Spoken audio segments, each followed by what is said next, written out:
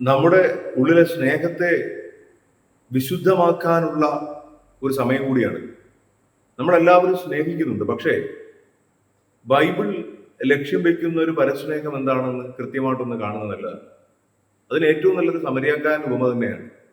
ഒറ്റ നോട്ടത്തിൽ നമുക്ക് മനസ്സിലാകുന്നത്, ഒരു മുറിവേറ്റ മനുഷ്യനെ അയാളുടെ ജാതിയോ മതമോ ഒന്നും നോക്കാതെ എടുത്തുകൊണ്ടുപോയി മുറിവുകൾ വെച്ച് കെട്ടി ആശുപത്രിയിലേക്ക് കൊണ്ടുപോയി എല്ലാ തുകയും അടച്ച് ശുശ്രൂഷിച്ച് കൊണ്ടുപോകുന്ന ഒരു മനുഷ്യൻ, ഒരു ചാരിറ്റി, ഒരു സഹായഹസ്തം നീട്ടിയ ആളെന്നൊക്കെ. പക്ഷേ ശരിക്കും ഇങ്ങനെയുള്ള ചാരിറ്റി പ്രവർത്തനങ്ങളൊക്കെ ലോകത്ത് നടക്കാറുണ്ട്. ഭക്തസംഘടനകളും രാഷ്ട്രീയ പാർട്ടികളും ഒക്കെ സംഘടിതമായിട്ട് രോഗികളെ ശുശ്രൂഷിക്കുകയും ഒരുപാട് നല്ല കാര്യങ്ങൾ ചെയ്യുന്നുണ്ട്. പക്ഷേ ഇതിൽ നിന്ന് തികച്ചും വ്യത്യസ്തമായി സുവിശേഷം ലക്ഷ്യം വെക്കുന്ന ഒരു സ്നേഹമുണ്ട്. ഈ ശമരിയാക്കാരനെ ആശുപത്രിയിൽ കൊണ്ടുപോയി ആക്കിയ ശേഷം അദ്ദേഹം അവിടുത്തെ ബില്ല് അടച്ചതിന് ശേഷം, ഇനി തികയാതെ വന്നാൽ ഞാൻ നാളെ വരുമ്പോൾ ബാക്കിയും കൂടെ വീട്ടിൽ കൊള്ളാമെന്ന് പറയുക. ഇനി ഈ ബാക്കി കഥ നമ്മൾ ചിന്തിക്കേണ്ടതാണ്. ആ അകത്തെ മുറിയിൽ മുറിവേറ്റ് കിടക്കുന്ന മനുഷ്യനെ കുറിച്ച്. അയാൾക്കൊരു പക്ഷേ മുറിവുണങ്ങി അല്ലെങ്കിൽ അബോധാവസ്ഥയിൽ നിന്ന് തിരിച്ചെത്തുമ്പോൾ അയാൾ ശുശ്രൂഷിച്ചുകൊണ്ടിരുന്നവർ ഒരാൾ പറയും, നിങ്ങളുടെ സഹോദരൻ പുറത്ത് കാത്തിരിക്കുന്നു.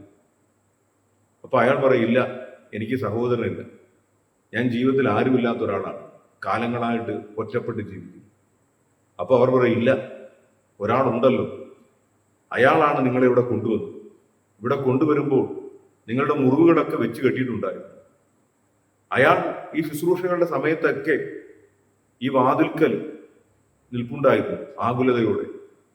നിങ്ങൾക്ക് വേണ്ടി പണമടച്ചു, എന്നിട്ട് വീണ്ടും എത്തിയിട്ടുണ്ട്, വീണ്ടും നിങ്ങൾക്ക് വേണ്ടി എല്ലാ ശുശ്രൂഷകളും ചെയ്യാൻ.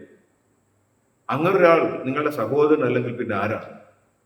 ഇത് കേട്ട മാത്രയിൽ വിറയ്ക്കുന്ന ഹൃദയവുമായിട്ട് അയാൾ വാതിൽ തുറന്ന് പുറത്തു വരുന്നത് ജീവിതത്തിൽ ആദ്യമായിട്ടൊരു സഹോദരനെ കാണാനാണ്.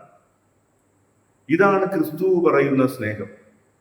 നിങ്ങൾ ആർക്കെങ്കിലും എന്തെങ്കിലും ചെയ്തെന്നല്ല, അയാൾ നിങ്ങളുടെ ആരോ ആണ് എന്നുള്ളതാണ്. അപ്പോ നമ്മൾ ദാനധർമ്മം ചെയ്യുന്നു, പരസ്നേഹം പ്രവൃത്തികൾ ചെയ്യുന്നു. ഇതൊക്കെ ഒരു കാലഘട്ടത്തിലെ നമ്മുടെ എന്തോ ആഘോഷ പരിപാടികളല്ല. മറിച്ച് ക്രിസ്തു പറയുന്ന ലക്ഷ്യം, നിങ്ങളുടെ തൊട്ടു മുമ്പിൽ നിൽക്കുന്നത് നിങ്ങളുടെ തന്നെ സ്വന്തം സഹോദരനാണ്, സ്വന്തം സഹോദരിയാണ്. അതുമല്ലെങ്കിൽ അത് നിങ്ങൾ തന്നെയാണ് എന്നൊരു കാഴ്ചപ്പാടിലേക്ക് മാറാൻ നിങ്ങളുടെ സ്നേഹത്തെ ഉണർത്തുക എന്നുള്ളതാണ്. പക്ഷെ നമുക്ക് പറ്റിയത്, നമ്മളൊരു നിശ്ചിത കാലഘട്ടത്തേക്ക് ഉള്ള ചില പുണ്യപ്രവൃത്തികളായിട്ട് എല്ലാത്തിനെയും ചുരുക്കിക്കളഞ്ഞു. ഇല്ല, ഈ കാലഘട്ടം ഒരിക്കൽ കൂടെ അഗാധമായി ഒന്ന് ചിന്തിക്കാനാണ്. നീ കണ്ടുമുട്ടുന്നതെല്ലാം നിന്റെ സ്വന്തമാണ്, നിന്റെ സഹോദരനെയാണ്, സഹോദരനെയാണ്, നിന്നെ തന്നെയാണ്. ഈ ഒരു കാഴ്ചപ്പാടോടുകൂടെ മനുഷ്യരെ നോക്കാൻ, ഒരു മുറിവേറ്റ മനുഷ്യന്റെ മുറിവിലൂടെ അയാളുടെ ഹൃദയം കാണാൻ, അയാളുടെ ഏകാന്തത കാണാൻ, നൊമ്പരം കാണാൻ, ആത്യന്തികമായിട്ട് അയാൾ ഞാൻ തന്നെ എന്നൊന്ന് കാണാൻ, എൻ്റെ സ്വന്തമെന്ന് കാണാൻ.